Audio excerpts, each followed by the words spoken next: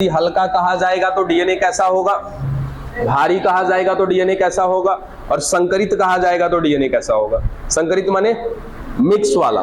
ठीक है, चलो देखिए क्या है क्वेश्चन कि संकरित डीएनए है।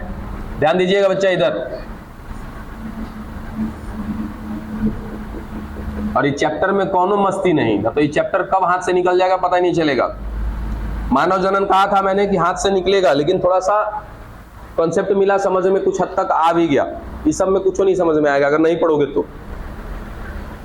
चलो आगे देखते हैं क्या है भाई कि संकरित डीएनए वाले ई कोलाई को, यानी कि एक मिक्स डीएनए वाला है, तो मिक्स है तो क्या होगा, नाइट्रोजन 14 भी होगा और नाइट्रोजन 15 भी होगा। इसी को बोलते हैं संकरित या मिक्स बोलते हैं। चलो ये भाई मिक्सचर है, मिक्स्ड है।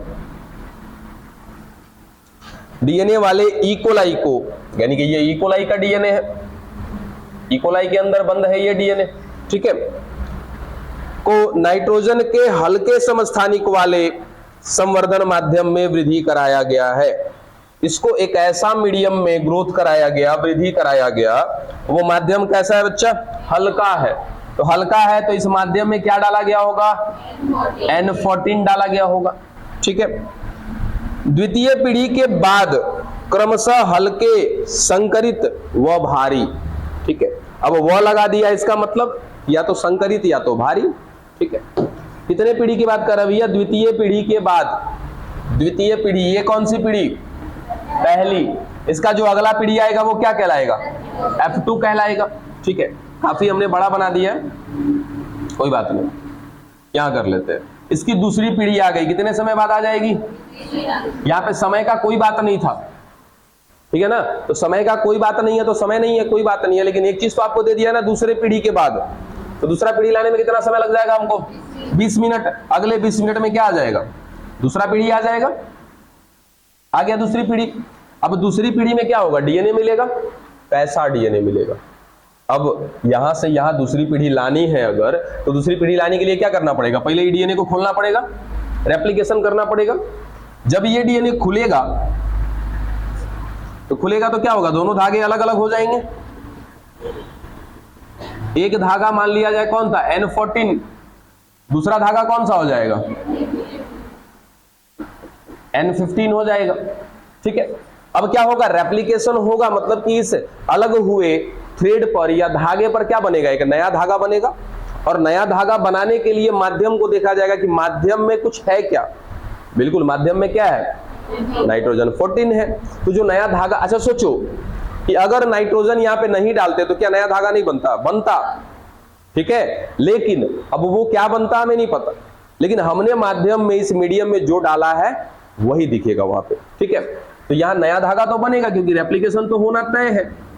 कैसे रेप्लिकेशन हो रहा है, ये सब कुछ कौन करा रहा है, कौन जिम्मेदार है इसके पीछे, आज ही पढ़ेंगे हम लोग वो सब कुछ। ठीक है, बस आ रहा है, कौन ला रहा है अभी हमें पता नहीं है, कौन को दिमाग में रखिएगा।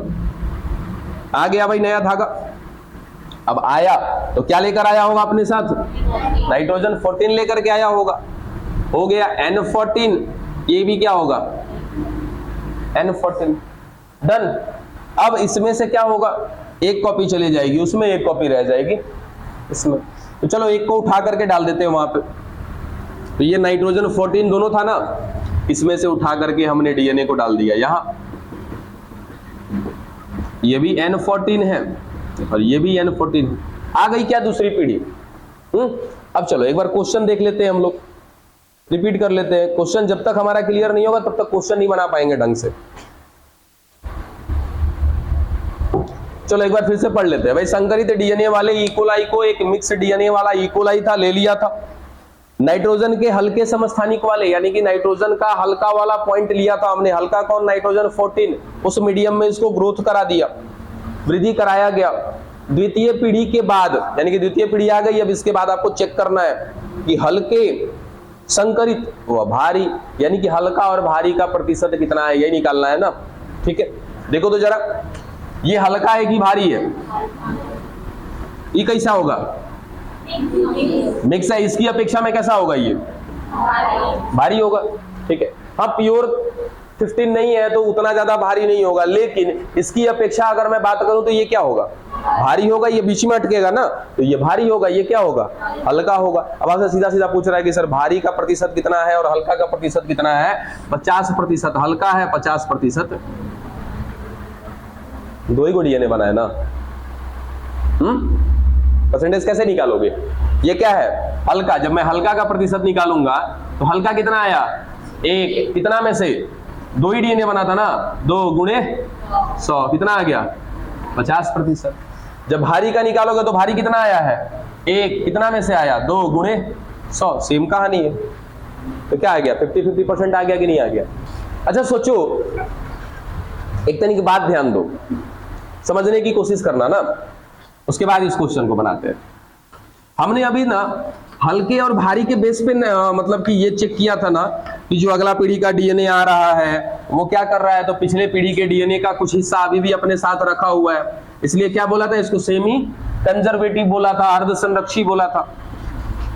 अर्ध संरक्षी काहे कहते हैं पता है ना, डीएनए जब रेप्लिकेशन करता है अपना, देखो डीएनए जब भी रेप्लिकेशन करेगा तो एक डीएनए से कितने डीएनए बनेंगे, 2 बनेंगे, ठीक है। यही बीच में टूटेगा, इसके बाजू में एक धागा आएगा, इसके बाजू में भी एक धागा आएगा, बन गए 2 डीएनए हमारे पास। यही प्रोसेस क्या कहलाता है, रेप्लिकेशन कहलाता है। और रेप्लिकेशन जो होता है इसका एक अपना नेचर होता है, और वो नेचर कैसा होता है, सेमी कंजर्वेटिव होता है, यानी कि अर्ध संरक्षी होता है। आधा हिस्सा पुराने वाले का है, इसमें भी आधा हिस्सा पुराने वाले का है, आधा हिस्सा अभी अभी इसका नया बना है। इस बात को साबित करने वाले कौन से बच्चे बताओ कि डीएनए का रेप्लिकेशन जो होता है अर्ध संरक्षी प्रकार का होता है, किसने साबित किया था? देख लो पढ़ाई का स्तर, अरे बोलो, कल का ही पढ़ा हुआ थ्योरम है। ये बात किसने साबित किया कि डीएनए जब प्रतिकृति करता है तो उसका आधा हिस्सा पुराना वाला होता है, आधा हिस्सा नया बनता है? किसने साबित किया, तो बताओ तो बाबू। वाटसन और क्रिक ने विचार दिया था, साबित नहीं किया था। मिशेल्सन और स्टॉल ने, बात समझे बाबू? ये सब तनी ध्यान रखो, और नहीं ध्यान आता है तो तनी माई बाबू के बारे में सोच लिया करो कि माई बाबू जी कैसे भेजते हैं, क्या करते हैं। चलो यहां तक की बात से ठीक है। इसी तरीके से तो हमने साबित भी किया था, हमने एक को हल्का बना दिया, दूसरे को भारी बना दिया, और जब चेक किया तो पता चला कि भाई कुछ नीचे बैठ जा रहा है, इसका मतलब भारी है, कुछ बीच में आ रहा है, इसका मतलब ये मिक्स वाला है। और यही बात साबित करता है क्या, अर्ध संरक्षी को, ठीक है। क्या मैं भारी और हल्के की जगह पे रेडियो सक्रिय ले सकता था क्या, रेडियो एक्टिव ले सकता था क्या? बिल्कुल ले सकता था। देखो कैसे, समझिएगा। एक इकोलाई है, ठीक है, इसके अंदर जो डीएनए होगा इतना तो पता है कैसा होगा, 14 होगा और 14 होगा, क्योंकि हर एक जीव में क्या मिलता है, नाइट्रोजन 14 मिलता है, ठीक है। अब यदि मैं इसको किसी एक मीडियम में रख दूं, किसी एक माध्यम में डाल दूं, भोजन पानी इसको मिलता रहेगा, तो ये हर 20 मिनट में क्या करेगा, अपनी संख्या बढ़ाता चला जाएगा, ठीक है। तो अभी तक मैंने इसमें या तो नाइट्रोजन 14 डाला था या तो नाइट्रोजन 15 डाला था, ठीक है। अब मैं क्या कर रहा हूं, रेडियो एक्टिव एलिमेंट डाल रहा हूं इसमें, रेडियो सक्रिय तत्व डाल रहा हूं, ठीक है। अब रेडियो सक्रिय के तत्व पे कौन डाल रहा हूं मैं, फिर से नाइट्रोजन ही डाल रहा हूं, लेकिन वो नाइट्रोजन कैसा होगा, रेडियो सक्रिय होगा, ठीक है। कोई बात नहीं है, यहां पे नाइट्रोजन डाल दिया, वो नाइट्रोजन कैसा है, रेडियो एक्टिव है वो नाइट्रोजन, ये रहा रेडियो एक्टिव, ठीक है।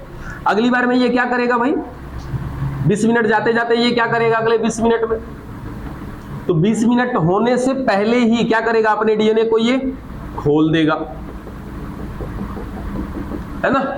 इसका डीएनए रेडियो सक्रिय नहीं है, इसका डीएनए नहीं चमकेगा, कोई बात नहीं, लेकिन जो ये नया धागा बनाएगा, ये जो नया धागा बनेगा, इसको बनाने के लिए क्या इस माध्यम में से ये नाइट्रोजन उठाएगा कि नहीं उठाएगा, 100% उठाएगा ये नाइट्रोजन।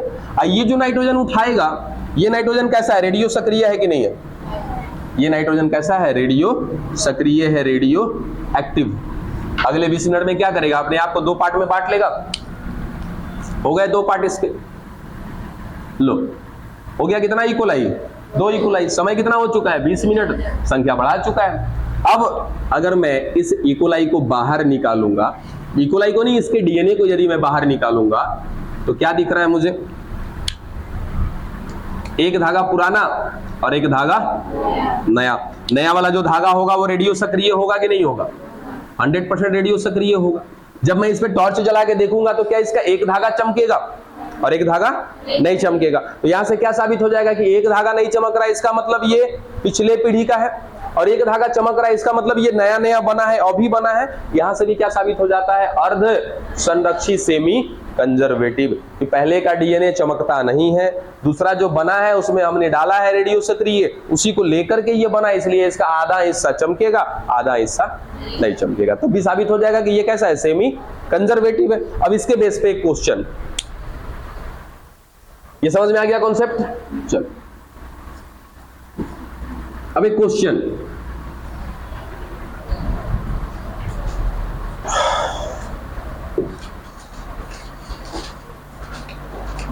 लिख देता हूं क्वेश्चन को।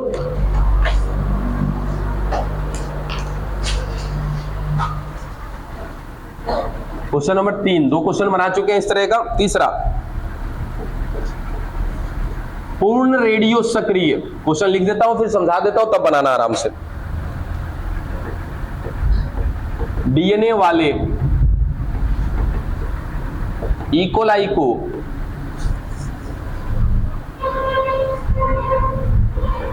नॉन रेडियो एक्टिव माध्यम में वृद्धि कराया गया।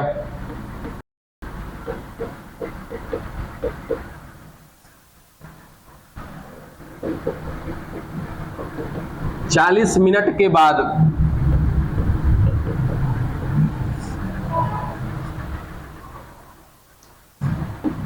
रेडियो एक्टिव और नॉन रेडियो एक्टिव डीएनए का percentage is equal to what? Question समझ ले जरा पहले हम लोग। देखो क्या है? पूर्ण रेडियो सक्रिय, पूर्ण माने पूरा, तो दोनों का दोनों कैसा होगा? रेडियो एक्टिव होगा। ये कंफ्यूजन मत लेकर आना कि सर दोनों का दोनों रेडियो एक्टिव कैसे होगा, हो जाएगा ना, ठीक है। हम माध्यम में डाल ही देंगे तो अगले पीढ़ी में क्या आ जाएगा? रेडियो सक्रिय वाला आ जाएगा। तो जो डीएनए है ई कोलाई का, वो दोनों का दोनों धागा कैसा है? रेडियो एक्टिव है, ठीक है। तो ऐसा ई कोलाई जिसका डीएनए का दोनों धागा क्या हो रहा है? चमक रहा है, ये भी रेडियो एक्टिव है और ये भी रेडियो एक्टिव है, ठीक है।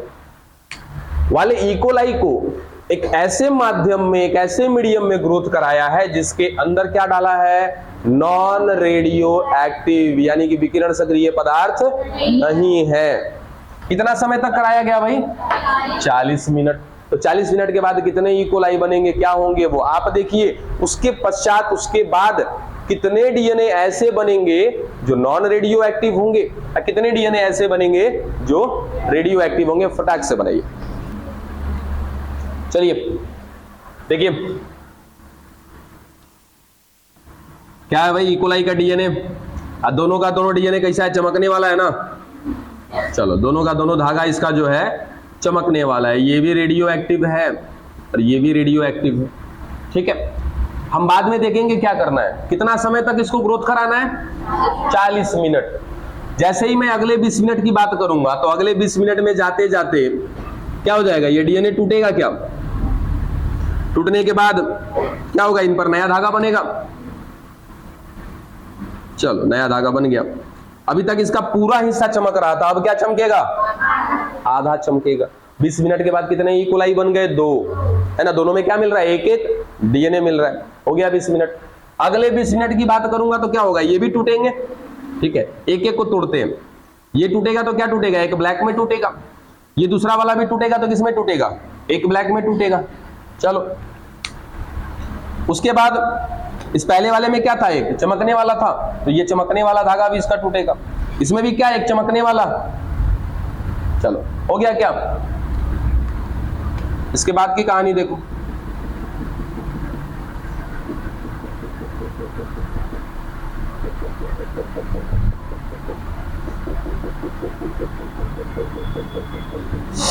फिर क्या बनेगा? इस पे नया धागा, इस पर भी नया धागा बन गया। नया धागा जो बनेगा वो कैसा बनेगा? चमकने वाला कि ना चमकने वाला? ना चमकने वाला, नॉन रेडियो एक्टिव है ना।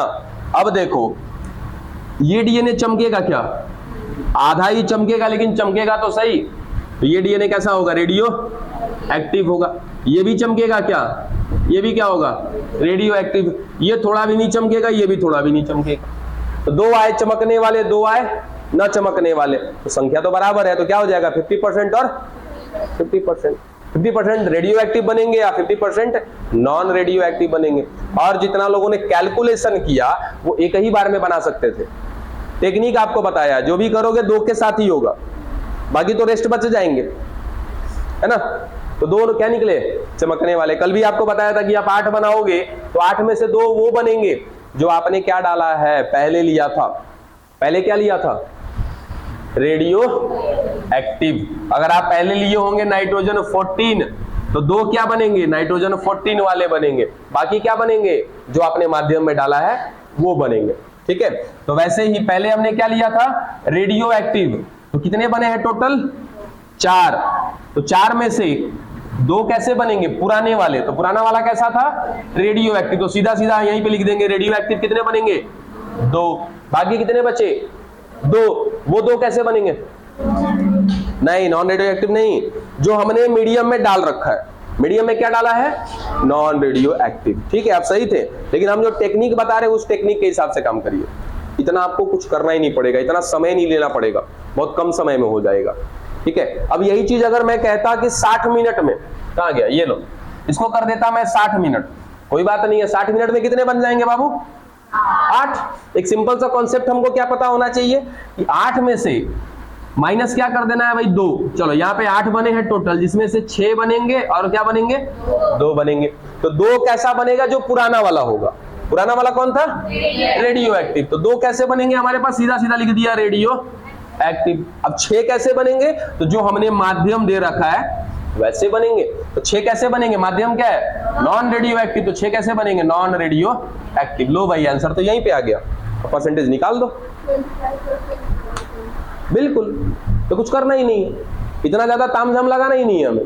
तामझाम कब लगाते हैं कि जब क्वेश्चन बहुत ज्यादा क्रिटिकल होता है, तब हमको ना समझ में आ रहा हो यदि, तो ऐसे स्थिति में हम क्या करेंगे, डायग्राम बनाएंगे या डीएनए का संरचना बनाएंगे, बना के देख लेंगे क्या बन रहा है और क्या नहीं बन रहा है। ठीक है डन, ऐसे क्वेश्चन बन जाएंगे आसानी से।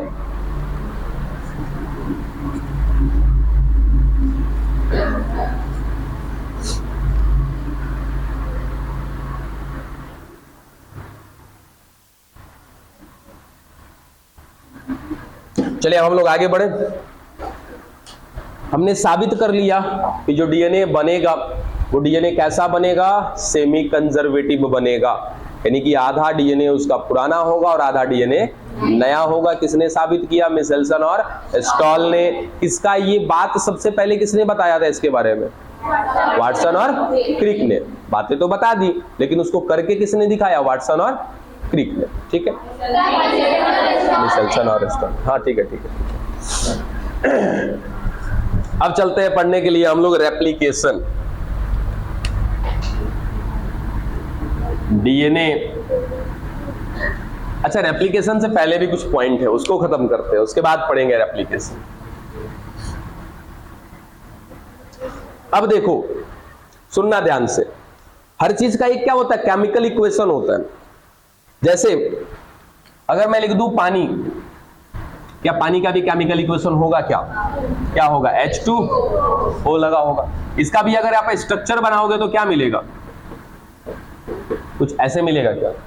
ठीक है, ये स्ट्रक्चर दिख रहा। अब सोचो इतना बड़ा बना दिया, पानी तो एक छोटा सा बूंद है, तो छोटे से बूंद का भी कई सारा ऐसा H2O मिला होगा, तब जाके क्या बना होगा, एक बूंद पानी बना होगा। ठीक है, उसी तरीके से हमारा जो डीएनए है, उसे डीएनए का भी क्या है, केमिकल इक्वेशन है। यानी कि नॉर्मली हम बना तो देते हैं ऐसा डीएनए फटाक से, ये लो हो गया, ये दोनों धागा बना करके रेडी कर दिया हमने, बन गए 2 धागे। लेकिन ये दोनों जो धागे हैं ये आधे आधे हिस्सों में बटे होते हैं। ये वाला यहां से यहां तक लेके आधा हिस्सा, और इस साइड से ये वाला हिस्सा आधा, ये 2 पार्ट में बटे होते हैं। ठीक है, तो डीएनए का धागा कैसे बनता है, तो ये बनता है बच्चा न्यूक्लियोटाइड से, न्यूक्लियोटाइड से। ठीक है, अब न्यूक्लियोटाइड क्या है, तो आपको बता भी रखा है, एक फॉस्फेट, उसके बाद शुगर, फिर नाइट्रोजन बेस, ठीक है, नाइट्रोजन क्षार। अब नाइट्रोजन बेस के जगह पे हमने आपको बता रखा है कौन कौन से नाइट्रोजन बेस है, एडेनिन है, थाइमिन है, ग्वानिन है, साइटोसिन है। एडेनिन के साथ हमेशा कौन जुड़ेगा, थाइमिन। ग्वानिन के साथ कौन जुड़ेगा, साइटोसिन। एक यूरासिल भी है, यूरासिल की बात हम करेंगे आरएनए में, ठीक है। चलो यहां पे दिखा दिया हमने, क्या मिल रहा है बाबू, एडेनिन मिल रहा है, ठीक है। चलो यहाँ पे क्या दिख रहा है, एस्टर बॉन्ड, ठीक है। आपको पता है ना कि ये शुगर और फॉस्फेट के बीच में जो बॉन्ड होता है उस बॉन्ड को क्या बोलते हैं, एस्टर बॉन्ड। शुगर और नाइट्रोजन बेस के बीच में जो बॉन्ड होता है उसको क्या बोलते हैं, ग्लाइकोसाइडिक बॉन्ड बोलते हैं। चलो ये हो गया हमारा एक न्यूक्लियोटाइड, ठीक है। अब इसके सामने एक और न्यूक्लियोटाइड आएगा, ठीक है। ये एक धागा का हिस्सा हो गया। अब इस धागे को ना पूरा बना के ही चलते हैं पहले। और देखो एक और शुगर यहां पे लिख देते हैं, थाइमिन, ठीक है। ये भी किससे जुड़ा होगा भाई, एक फॉस्फेट से जुड़ा होगा, और एक शुगर हमेशा दो फॉस्फेट से जुड़ता है, ठीक है। ये देखो तो क्या कहते हैं, फॉस्फोडाई एस्टर बॉन्ड, एक शुगर दो फॉस्फेट। यहां पर भी क्या हो जाएगा, देखो एक शुगर दो फॉस्फेट। यहां पे शुगर के साथ कौन जुड़ गया, थाइमिन, ये भी एक न्यूक्लियोटाइड कहलाएगा। यहां पर फिर वापस एक शुगर और रख देते हैं इस बार ग्वानिन, ठीक है। फिर ये क्या हो जाएगा, दूसरे फॉस्फेट के साथ जुड़ जाएगा। फिर वापस इससे कौन जुड़ा होगा, एक शुगर, फिर यहाँ पे रख दिया क्या, साइटोसिन। ये एक धागा बनता जा रहा है, जैसे हमारा H2O बन रहा था ना, वैसे ही डीएनए का एक धागा बनता जा रहा है, ये वाला एक धागा ये बनता जा रहा है। Phosphate sugar nitrogen base, phosphate sugar nitrogen base, ये जुड़ते जाएंगे और क्या बनाते जाएंगे, एक धागे को बनाते जाएंगे, ठीक है। दूसरे साइड क्या होगा, सेम कहानी होगी। फिर से इधर यहाँ पे कोई नाइट्रोजन बेस, जैसे अब एडेनिन के सामने कौन आएगा, थाइमिन, थाइमिन के सामने एडेनिन, साइटोसिन, फिर ग्वानिन। अब ये नाइट्रोजन बेस हमेशा किससे जुड़ते हैं, शुगर से जुड़ते हैं, जोड़ दिया भाई शुगर से। उसके बाद एक शुगर कितने फॉस्फेट से जुड़ता है, दो फॉस्फेट से।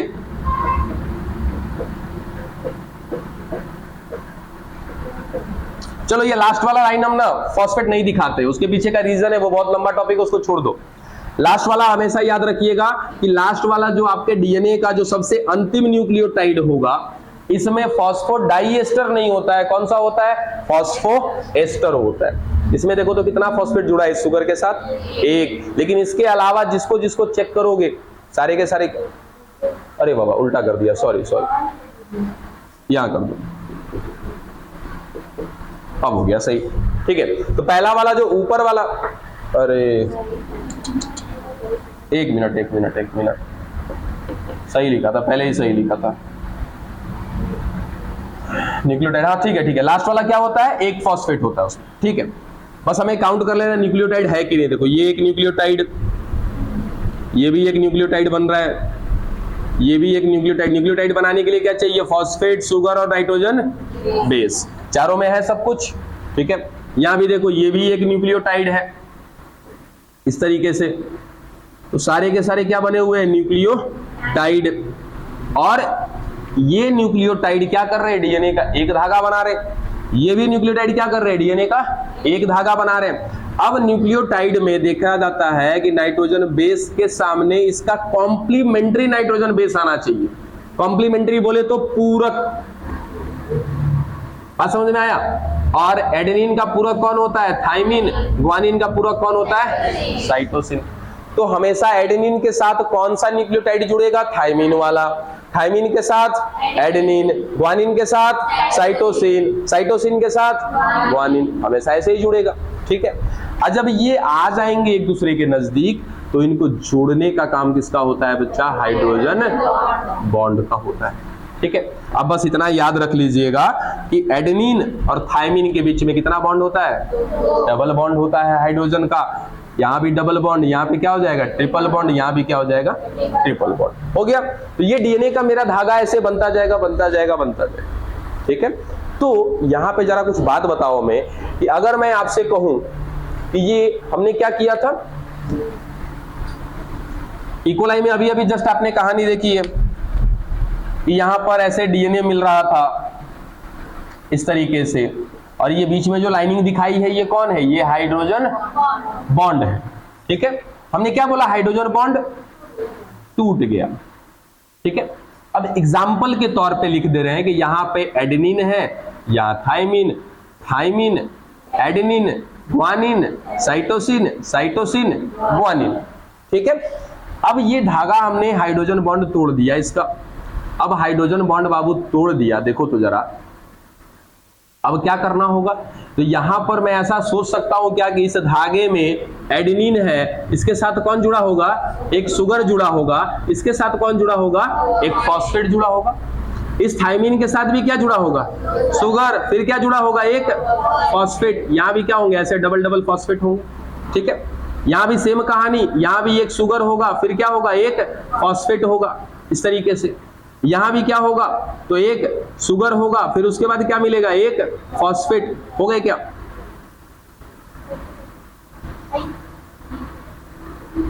चलो अब सुनो ध्यान से, एक न्यूक्लियोटाइड यहां भी दिख रहा है। ठीक है, अब हमको क्या करना है, यहां पे एक नया धागा बनाना है ना। कुछ समय के लिए इस दूसरे धागे को भूल जाते हैं हम लोग। ठीक है, दूसरा धागा इधर साइड में बना, तो क्या था, यहाँ एडेनिन, तो यहाँ क्या मिलेगा, थाइमिन, फिर उसके बाद एडेनिन, फिर साइटोसिन, फिर ग्वानिन। चलो दूसरे धागों को साइड कर दिया हमने। अब यहाँ पर एक न्यूक्लियोटाइड ऐसा मिल रहा है जो अपने साथ क्या रखा हुआ है, एडेनिन, तो हमको यहाँ पे ऐसा न्यूक्लियोटाइड लाना होगा जो क्या रखा होगा अपने साथ, थाइमिन। तो यहाँ पर जो नया धागा बनेगा ना, तो वो नया धागा क्या लेकर आएगा, थाइमिन लेकर आएगा, फिर वापस ये क्या लेकर आएगा अपने साथ, सुगर, और क्या लेकर आएगा, फॉस्फेट। यहाँ पर क्या आ जाएगा, एडेनिन, फिर सुगर, फिर फॉस्फेट, कुछ ऐसा आता जाएगा कि नहीं कहानी। तो यही चीज करना है, मतलब कि जो नया धागा बनेगा, उस नया धागा को बनाने के लिए जिम्मेदार कौन है, न्यूक्लियोटाइड। कौन जिम्मेदार है, न्यूक्लियोटाइड। अगर न्यूक्लियोटाइड नहीं रहेगा तो सोचो यहाँ पे नया धागा बनेगा क्या, नहीं ना। तो हमको अब क्या पढ़ना है, न्यूक्लियोटाइड पढ़ने हैं। ठीक है, तो पहले हम न्यूक्लियोटाइड पढ़ के क्लियर कर लें, तब आगे पढ़ेंगे क्या, कि डीएनए पे नया धागा कैसे बनेगा। न्यूक्लियोटाइड एकदम दिमाग में बैठना चाहिए। हम एक चार्ट बना रहे हैं, उस चार्ट को दिमाग में एकदम बैठा लीजिएगा। पहले ये बताओ कि ये एरिया है क्या स्क्रीन में, हाँ नहीं है, ये वाला है। चलो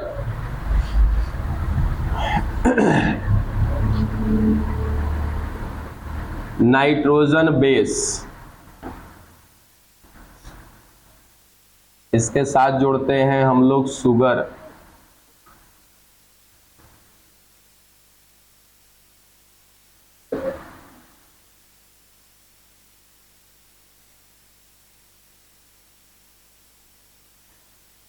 अच्छा न्यूक्लियोटाइड डीएनए में होता है क्या, न्यूक्लियोटाइड आरएनए में भी होगा क्या।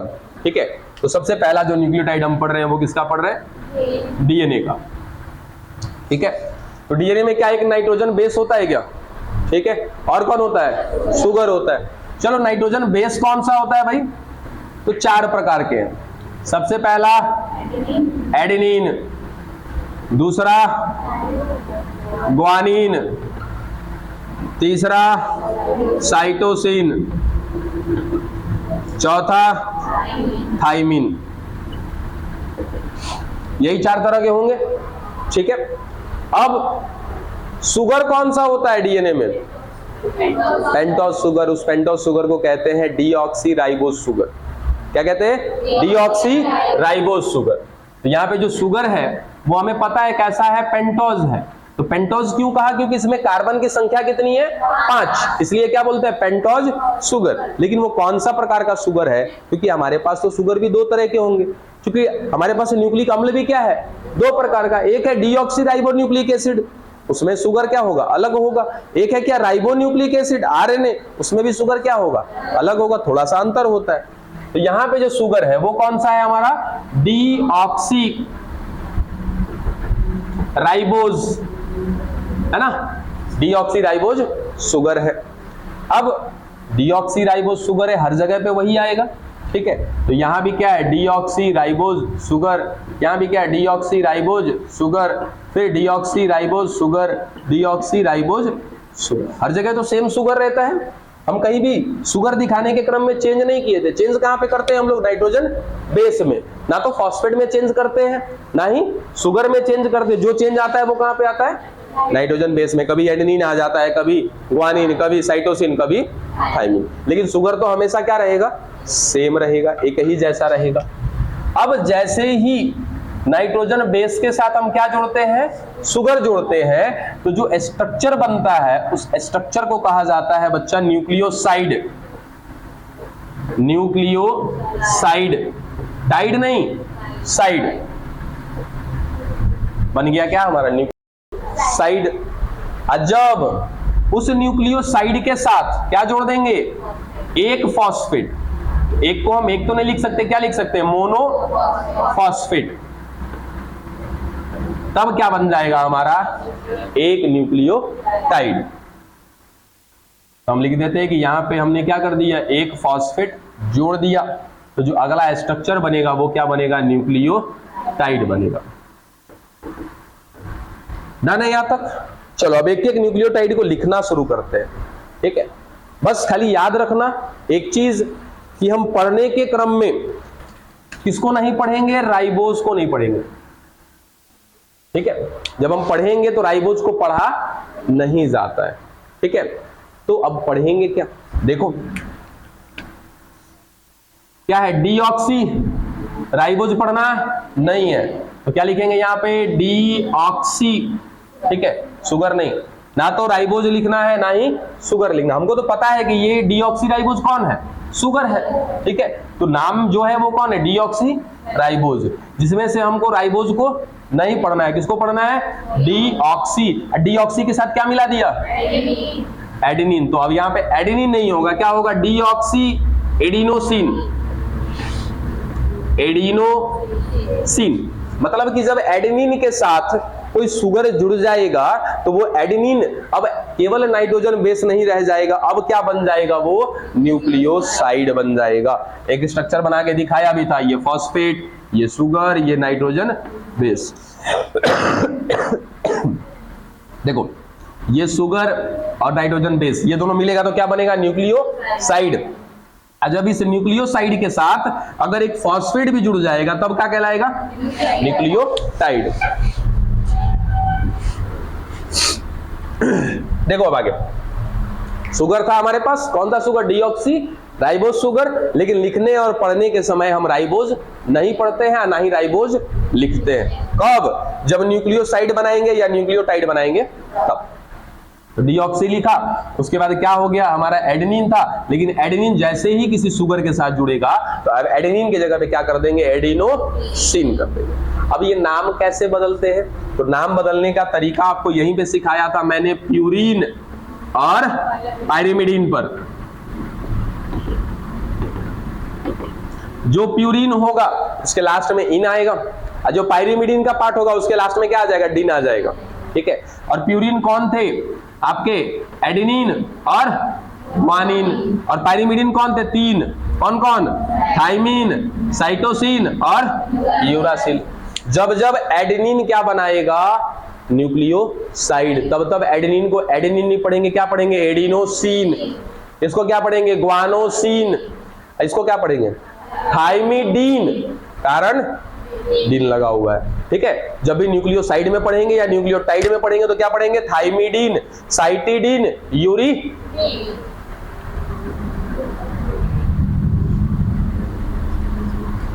चलो आगे देखो, क्या बना दिया? Deoxy adenosine. यहां पे क्या बनाएंगे? Deoxy guanosine. Deoxy guanosine. फिर बार बार लिखना इसलिए छोटा कर दिया ना। Deoxy cytidine.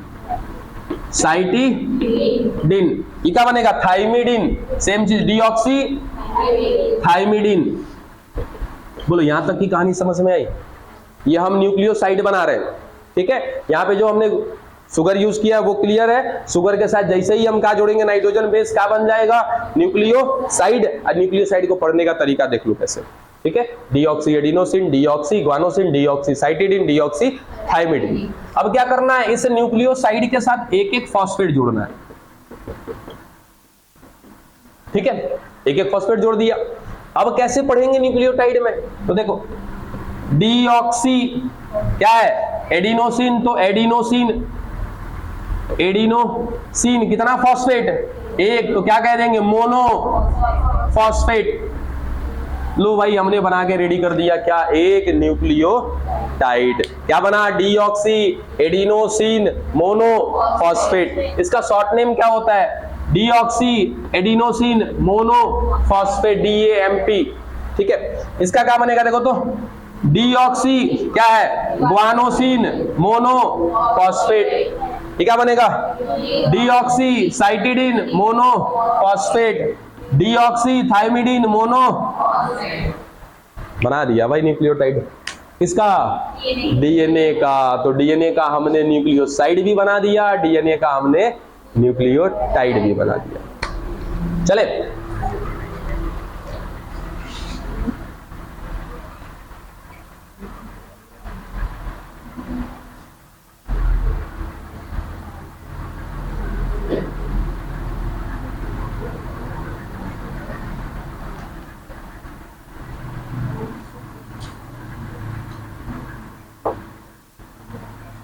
देखो वापस यहां पे कौन रहेगा भाई? शुगर ही रहेगा।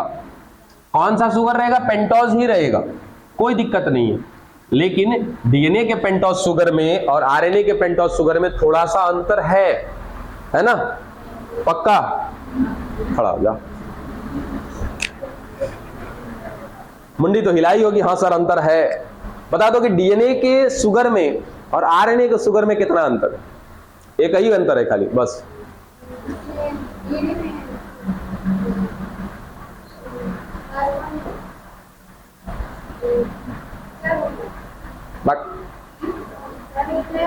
बैठो तुम बताओ जी। नहीं पता है, फालतू का टाइम वेस्ट करेंगे। कोई बताएगा? हाँ जी बताओ। धन्य है प्रभु, बैठिए। तो लोग ऐसा देवी के ना हम बलि चढ़ा देंगे, बता दे रहे हैं। और कौन बताएगा? एक ऑक्सीजन कम होता है। ठीक है, देखो सब में सेम होगा। यहाँ पे देखो इधर पेंटोज शुगर माने कार्बन को 5 गो। आवाज नहीं, सुनो। C5H10O5 ये कौन है? हमारा पेंटोज शुगर है। ठीक है, जितना कार्बन उतना ऑक्सीजन, उसके डबल में हाइड्रोजन। ये शुगर आरएनए का है। ठीक है, सेम चीज डीएनए के लिए भी होगा। C5H10O5। लेकिन कैसे याद रखना है? डीऑक्सी, डी माने को डिलीट कर दो। किसको डिलीट करना है? डीऑक्सी, ऑक्सीजन को डिलीट कर दो। ये हो गया किसका? डीएनए का शुगर। ये अंतर है शुगर में।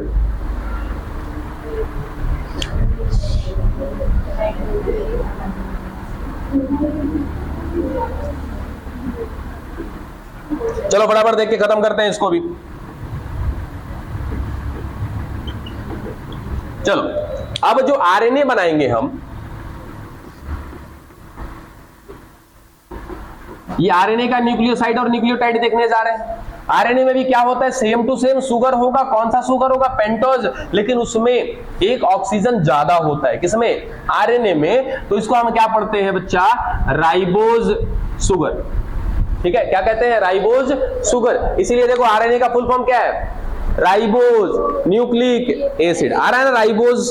ठीक है, जब डीएनए पढ़ते हो तो क्या आता है? Deoxy ribose nucleic acid. Deoxy यानी कि ऑक्सीजन को एक कम रखना है। ठीक है, राइबोज में क्या है? पूरा पूरा ऑक्सीजन।